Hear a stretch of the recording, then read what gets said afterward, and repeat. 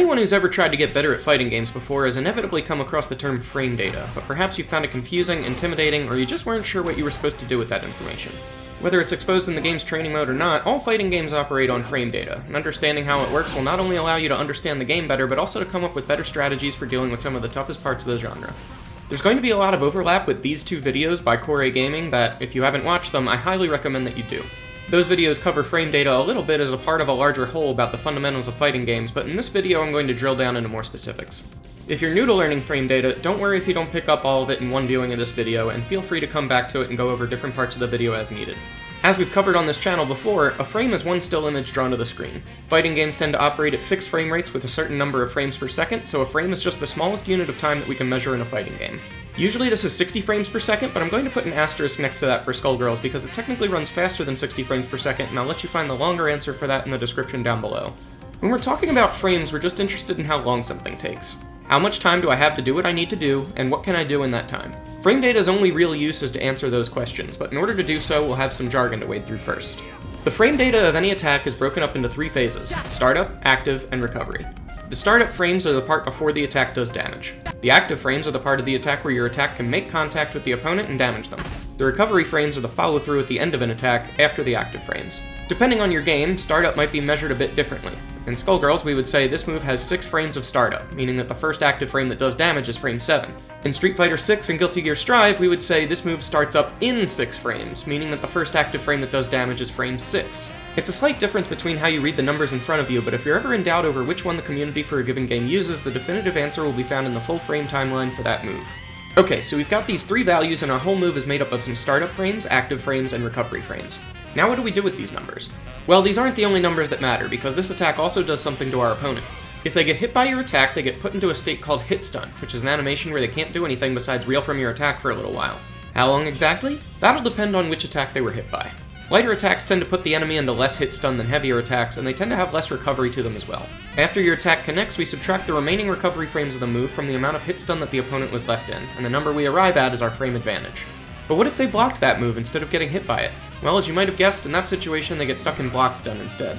Just like with hit stun, block stun is determined on a per move basis, but block stun and hit stun don't have to be set to the same number. If we compare our frame advantage on hit to our frame advantage on block, we could very well be looking at 2 different numbers. There's something I want to stress here though, and that's that frame advantage is not set in stone. Moves are often referred to as being -1 on block or +1 on hit, but under the hood the developers are setting these numbers and not these numbers. This is an important distinction, and we'll get to why later in this video. If your attack is plus on hit, that means your character is free to do whatever they like for at least a few frames while your opponent's character is still feeling the pain. If you can land another hit while they're still in hit stun, putting them in further hit stun, this is a combo.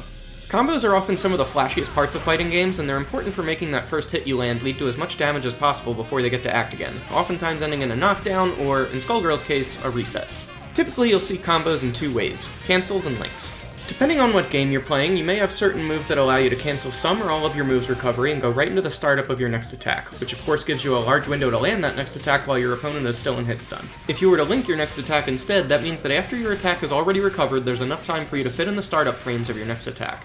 The higher your frame advantage is and the shorter your next attack's startup is, the easier it will be to link your next attack into the combo. Given that we also have frame advantage on block, you might guess that it's possible to fit another attack in while your opponent is in block stun as well, and you'd be correct. Keeping your opponent in block stun with no gaps between multiple hits is called jail. If your opponent has been jailed, once they successfully block the first move, they can literally take their hands off of the controller and the next attacks will still block successfully too, as long as they're standing or crouching appropriately for high and low attacks.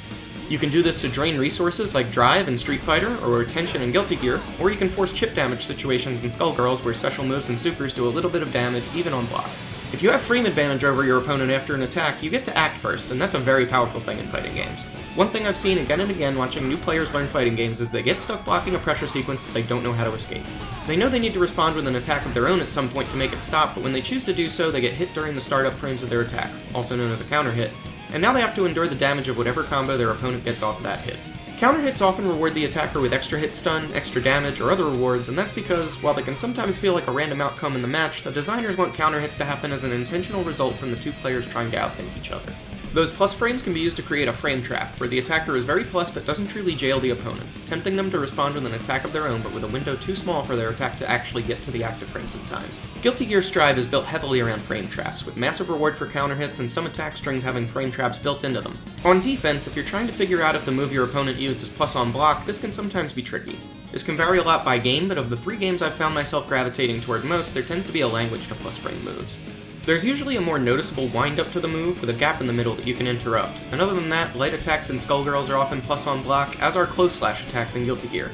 Fortunately for the defender in this situation, most moves at the end of an attack string are minus on block. When you defend an attack that's minus on block, oftentimes your best course of action is to mash. Now when I say mash, I mean the way a fighting game player uses the word. Before I really learned how fighting games worked under the hood and started competing, the way I thought of the word mashing was that it was a derogatory term meant for the player who didn't really know what they were doing. But here I mean mashing more intentionally. Fighting games will often have an input buffer, which means that it will remember your inputs for the past so many frames and then make them come out at the first chance you're able to. The input buffer will have some nuance to it depending on which game you're playing, but if your opponent is just minus enough that your fastest attack will punish them after blocking their offense, it's all too important that your attack comes out on the first frame that it can. So in order to maximize your chances of getting that attack to happen at that critical moment, you'll be mashing the button for that specific attack, because the speed of that attack is what matters. If you mash after an attack that you know is minus, or at a spot where you believe your opponent left a gap for you, you can take your opportunity to be on offense rather than being stuck defending. Frame traps and rewards for counter hits are there for the person on offense to call out an opponent who's mashing. Of course, there are more options for what you can mash besides your fastest attack button. Many characters will have an invincible reversal, like a super move or a dragon punch, where the startup is invincible from the first frame and into the active frames, which means that if your opponent is trying to frame trap you, you'll be invincible during their active frames and hit them with your attack instead. In Skullgirls, where you're frequently trying to reset your opponent after a combo, invincible reversals are fairly common to come by and very powerful for these reasons, which is why baiting burst is such an important mechanic. Since pressing any button will cause your character to burst in a situation where your opponent has triggered its conditions, it means that mashing reversal will see that you fall right into their trap. In most other fighting games, rather than a reset, you're typically going to combo the opponent into a knockdown, and the reason for that is, once again, frame advantage. As you might expect, the person standing gets to act before the person who is knocked down, since they now have to spend time in this fight getting back onto their feet. When you're practicing combos, you might be drawn toward the one that does the most damage, but if that combo isn't going to kill, you're better off going for a combo that gives you a good knockdown with the most frame advantage so that you can set up the next interaction. Since you've got so much more time ahead of your opponent to do whatever you want, and since they're invincible while they're still getting up, the best thing you can do is to time an attack so that your active frames make contact with them at the first possible frame that they're vulnerable again, made easier by using a move with a ton of active frames. Players will often refer to these moves as meaty, and they're correct, but it's not the only valid use of the word. While most attacks on opponents getting up from a knockdown are meaty, meaty really just means that you're hitting with one of your active frames after the first one. The later the active frame you hit them with, the bigger the reward. Let's take a look at an example. In Street Fighter 6, Zangief can do a lunging knee attack with forward and medium kick. You see in our frame timeline that it applies 16 frames of block stun. After our attack is blocked, we've got 19 frames of recovery, so this leaves us -4 on block, which is unsafe in Street Fighter 6 since everyone has a move that starts up in 4 frames. However, if we do this move from further away, we can connect on the last one of the move's 7 active frames, and now we've only got 13 frames left to recover, but our opponent is still in that same 16 frames of block stun. This means that what used to be -4 on block is now +2. And of course we can end up with frame advantage anywhere between those two values depending on which specific active frame we connect with. This is what I meant when I said that frame advantage isn't set in stone. Depending on how much hit stun or block stun your move inflicts and how much recovery you have left to wait through, we can start adjusting our frame advantage by tweaking the inputs to that math formula.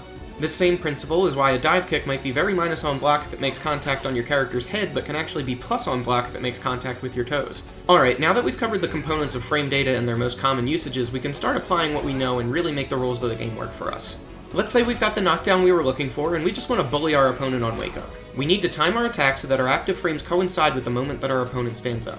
In Street Fighter 6, since throws start up in 5 frames and will always have a light attack that starts up in 4 frames, the timing for these two moves is just about the same. For better or worse, this can lead to a throw loop situation in Street Fighter 6 where we can keep throwing our opponent over and over again to make them guess if they need to tech the throw by inputting throw themselves, or if they just need to block a strike like a light attack. If they try to tech, they might get hit instead, and if they try to block, they might get thrown instead. As Ryu, our forward throw leaves us +17, so if we mash throw or light punch, they'll get to their active frames more than 10 frames too early, and if we try to manually time it, there's a good chance we'll miss our window and allow our opponent to escape. How can we make sure that our attack is timed correctly? For that, we'll use a frame kill. The total duration of Ryu's standing light punch is 13 frames, so if we're +17 after forward throw, we can whiff his standing light punch and we know that that will take up exactly 13 frames, meaning there are now 4 frames left until our opponent wakes up from that knockdown. So during the light punch animation, we can mash either our throw or our 4-frame light attack, and both will come out before our opponent has any time to counterattack, right as they're standing up. If you ever end up in a situation with more time than your character needs to do their next attack, see how many frames you need to kill and try to find something that your character does that can fill the gap so that you eliminate the room for human error in timing it. That situation looks really good for Ryu, doesn't it? What if we're the defender in this situation instead? The deck sure looks stacked against us. Well, what if I told you we can reliably defend both options? You'll notice that Ryu's strike will land on the first possible frame, but the throw will land on the second possible frame. That's because Street Fighter 6 has 1 frame of throw invulnerability on Wake Up. That means that on frame 1, the only thing you should be doing is blocking. So what if they throw instead? The window to tech a throw in Street Fighter 6 is 9 frames. If you input throw yourself any time in those 9 frames, you'll escape the throw, and the game resets back to more or less neutral. However, you can't throw someone in block stun or hit stun, so if we block for a few frames, slightly delay, and then input throw, we'll get what's called a delay tech. This is a form of option select, where doing one set of inputs covers multiple options. If they went for a strike, we're already in block stun, effectively jailed, so our throw input does nothing. If they went for a throw, our own throw input comes out within that 9-frame window. This does have counterplay. An attacker who notices that you're going for a delay tech can adjust their timing slightly or back away a tiny bit so that your throw whiffs and leaves you wide open. But if you're confident they're setting up one of these 2 attacks on your wake up, it's good to have a technique that counters 2 things instead of just 1. When you see top level players escaping throw loops in this situation, there's a good chance they're using a technique like this one rather than just guessing one specific option that their opponent is going to go for. This is a form of fuzzy technique, which is just a fighting game term that means you're taking advantage of the slight difference in timing between 2 different states, in this case blocking a strike or teching a throw. In Guilty Gear Strive, the situation on Wake Up might be a bit different. While Street Fighter 6 has 1 frame of throw invulnerability on Wake Up, Strive has 5. Especially since Strive is a game that rewards being in the air more than Street Fighter, due in no small part to the ability to block while in the air, we might want to use a fuzzy jump, where we're blocking for the first few frames and then jumping by the time we get to frame 5, when we would otherwise be vulnerable to throws. But fuzzy options don't only apply to the strike-throw mind games. This applies to any time there are 2 timings that are slightly off. Let's take a look at Testament's Arbiter Sign. It's got over 20 frames of startup, so you have enough time to react to it, but it has a high and a low version, so you have to block accordingly. Interestingly though, at least at the time of this recording, since this could always change in a future patch, the low version starts up in 24 frames while the high version starts up in 28 frames. That means that you can react by blocking low and then blocking high, and you'll cover both options, as this training mode recording demonstrates. We can expand this fuzzy concept out a bit further in Guilty Gear though. When you Roman cancel and Strive, you apply a slowdown effect to your opponent, which allows for making them block a move high, then Roman cancel to slow them down and keep them jailed in a standing animation, which allows us to use a very fast jumping attack that would ordinarily whiff against a crouching opponent. We'd call this a fuzzy overhead. Fuzzies are a powerful technique when you understand how they work, but let's cover another powerful tactic, the safe jump. As annoying as it may be to the defender to have to guess strike or throw on their wake up, an invincible reversal like Dragon Punch or Super will still beat both of these things and get their opponent off of them. A safe jump is a technique for effectively removing that option from their tool belt. Let's break down how they work. In the middle of your jump arc, you can start using a jumping attack at any time. So how many recovery frames does it have? Are you still going to be in the middle of your recovery animation if you start using the move low to the ground? Of course not. While there may still be a few frames of recovery at the end, in order to prevent this from looking strange, you typically land cancel your recovery for a jumping attack when your character touches the ground. But all of the same hit stun and block stun rules apply, which is why it's usually a bad idea to mash after blocking a jumping attack, since that move is likely to be very plus. If you use a jumping attack with a lot of active frames on an opponent who's waking up, it will be much easier to hit meaty with that attack and you'll be able to land cancel the recovery as well. But what if they reversal instead? Reversals may be invincible in their startup, but they're typically not instantaneous. Ryu's OD Shoryuken takes 6 frames to become active, so if we jump in with our heavy attack, we're going to go right through him until we land. Once we do, we block. If Ryu tried to get out with a Shoryuken, we just blocked an attack of his that's very minus and very punishable. But if he just blocked, we're guaranteed to make him block our attack on the first frame after he gets up. In Skullgirls, most knockdowns will vary from character to character, but in other games you can be sure that a given knockdown will be the same across the entire cast, and you can utilize things like frame kills to ensure that your safe jumps are always automatically timed correctly. While a bit more rare to come by, this technique isn't limited to just jumping attacks. It will work for any move that recovers in time before the active frames of a reversal. Using tactics like safe jumps are another form of option select, and we can visually confirm whether or not our opponent used a reversal because of one other property of frame data, Hitstop. Hitstop and its sibling Blockstop help to sell how powerful it feels for a strike to land on your opponent. To a certain extent, more Hitstop makes an attack feel stronger, like Annie's Destruction Pillar for instance. The frames that it stops for put a small pause in the middle of the game's animations, which means that the actual total duration of a move will be slightly longer when they make contact than when they whiff. This is why, if you play Street Fighter 6, your opponents have an easier time reacting to your drive impact when they're mashing fast attacks than when they're just blocking. Functionally, they're giving themselves more time to react to the move. In Skullgirls, one of the most powerful mechanics in the game is push block, which is always exactly 25 frames, give or take some block stop. If you're confident that you're going to be jailed for more than half a second anyway, you can push block and give yourself access to Absolute Guard or the immensely powerful push block guard cancel, also known as PBGC. Being a team game, Skullgirls lets you set up some truly oppressive offense, but with PBGC, your opponent can decide they're simply done with blocking and turn the tables with an invincible reversal. However, if your opponent is showering you with enough hits that apply enough block stop, they might be giving themselves enough time to react to your push block and prepare to block your counterattack. Also, since push block is always 25 frames, sometimes you'd have been better off not push blocking, keeping your opponent close and perhaps even being in block stun for less time, giving you a better punish on the attack of theirs you just blocked. The vast majority of people, not just the best fighting game players, will have very similar reaction times, and they can be honed as well. If you had more than 15 frames to recognize a move's startup, you can generally defend against it on reaction, but the lower that number is, the more you'll have to be consciously looking for exactly that move in order to see it coming, which provides your opponent an opportunity to just use some other move that you're not looking for. In 2D fighting games like the ones shown in this video, that typically means you're blocking low by default and then blocking high on reaction. Depending on the game you're playing, the input window for different mechanics may be deliberately very narrow. Instant block and instant faultless defense in Guilty Gear Strive, as well as perfect parry in Street Fighter 6, must be input on either the exact frame that your opponent's attack lands, or on the frame before that. That's a 2-frame window. A 2-frame window can be fairly tricky to get right, but if you practice you'll find that you're able to use these mechanics on anything that hits at a predictable timing, like a rhythm game. In Guilty Gear, strings like Nagoriyuki's far /// have a fixed timing to them. When you know exactly when a move is going to hit, it's much easier to hit that 2-frame window. Well, we know exactly when that safe jump is going to hit, don't we? An instant faultless defense in Guilty Gear is the perfect answer to that to prevent them from continuing their offensive pressure. And even though an attack like Goldlow's Skyfish will jail you for 30 straight bullets, after you block the first one, you can mash back to block over and over and get free instant blocks to reduce your chip damage and help you gain more meter. A meaty attack on your wake up in Street Fighter 6 is the perfect fodder for perfect parry, and it might even win you $1 million if your opponent doesn't respect that option.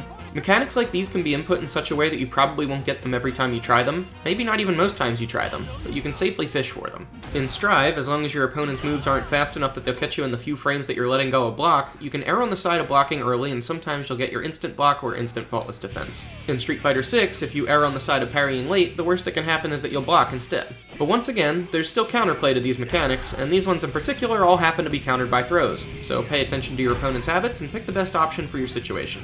Don't be too concerned if you don't know the frame data for your game. Knowing it is always an advantage compared to not knowing it, but especially for the vast majority of your journey improving at a game, it's primarily there to help you answer questions. What are my offensive options here?